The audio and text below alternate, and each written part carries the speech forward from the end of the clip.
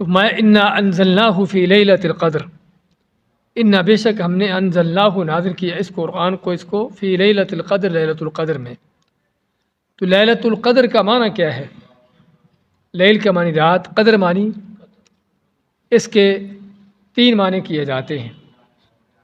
قدر کے تین معنی، ایک تو قدر و منزلت، کسی چیز کی شان عظمت ہونا، کہ فلاں کی بڑی قدر ہے، اللہ کی قدر کرو، یعنی اس کی عظمت، اس کی شان و منزلت کو جانو۔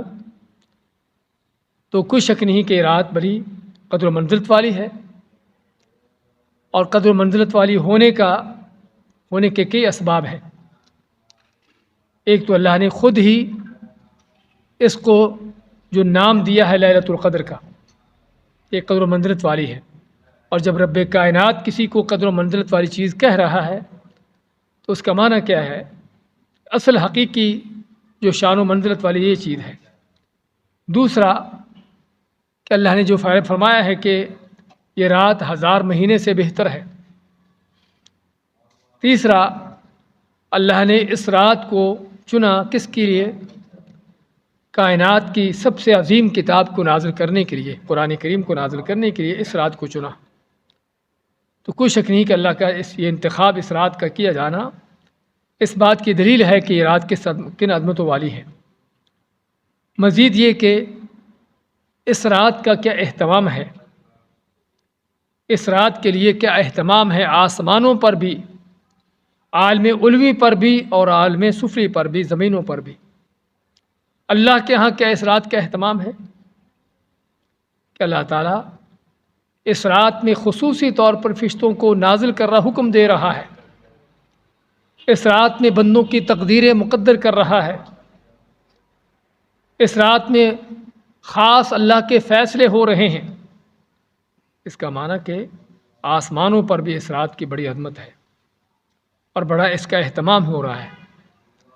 الگ بات ہے کہ زمین والے اس رات کی عظمت سے غافل ہو، لاپرواہ ہو، سو رہے ہوں اس رات کو بھی، بلکہ اس رات کو بھی اپنی دنیا کے کاموں میں لگایا ہوا ہو، بلکہ مزید اس سے آگے بڑھ کر اس رات میں بھی فسق و فجور اور بدکاری بے حیائی چل رہی ہو۔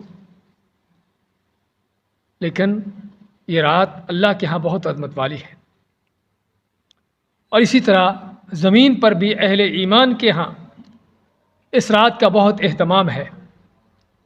خود نبی کریم صلی اللہ علیہ وسلم، جہانوں کے امام، نبیوں کے سردار، آپ صلی اللہ علیہ وسلم کے اس رات کے لیے کیا اہتمام تھا؟ آپ جانتے ہیں کہ آپ رمضان میں اعتکاف کیا کرتے تھے۔ حضرت عائشہ کی حدیث ہے، فرماتی ہیں کہ پہل آپ نے رمضان کے پہلے 10 دنوں کا اعتکاف کیا، پھر آپ نے رمضان کے درمیانی 10 دنوں کا اعتکاف کیا، پھر آپ کو بتایا گیا کہ یہ لیلۃ القدر جو ہے رمضان کی آخری 10 راتوں میں سے ہے، تو پھر آپ کا ہمیشہ کا اعتکاف جو ہے وہ رمضان کے آخری 10 دن کا رہا۔ یعنی اس سے آپ کو کیا معلوم ہوا کہ آپ کے اعتکاف کا بنیادی مقصد کیا تھا؟ اس لیلۃ القدر کو تلاش کرنا۔ وہ ہستی جن کا کوئی گناہ ہی نہیں، کہ جن کو اللہ نے کائنات میں سب سے اونچا مقام دے دیا ہے، ان کا تو اس رات کو پانے کا، اس کو تلاش کرنے کا یہ اہتمام ہو، اور ہم اپنا جائزہ لیں کہ ہمارا حال کیا ہوتا ہے، ہماری کیا کوشش ہوتی ہے اس رات کو پانے کی۔ تو خیر بات کر رہے تھے کہ کوئی شک نہیں کہ یہ رات بڑی عظمت والی ہے، اس لیے اس کا نام لیلۃ القدر کا، قدر والی، شان والی